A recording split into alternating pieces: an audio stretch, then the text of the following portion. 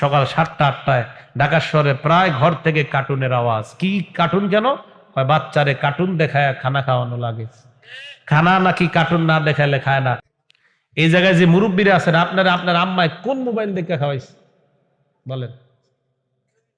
কি এই জায়গায় মুরব্বীদেরকে কেউ আপনার আম্মারা মোবাইল দেখে খাওয়াইছে?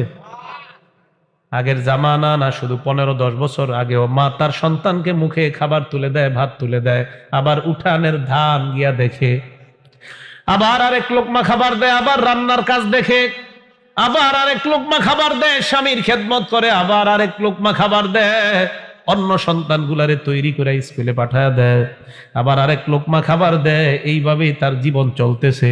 ওই সন্তানগুলাই মানুষের মতো মানুষ হয়। এই জামানায় নাকি মারা সময় পায় না, তাই সন্তানকে 10 মিনিটে খাবার খাবায় কার্টুন দেখায়। এরা নাকি সময় পায় না। আমিও বলি আসলেই সময় পায় না, কারণ 10 মিনিটে খাওয়াইয়া বাকি 50 মিনিট স্টার জলসা আর নাটক সিনেমা দেখা যায়।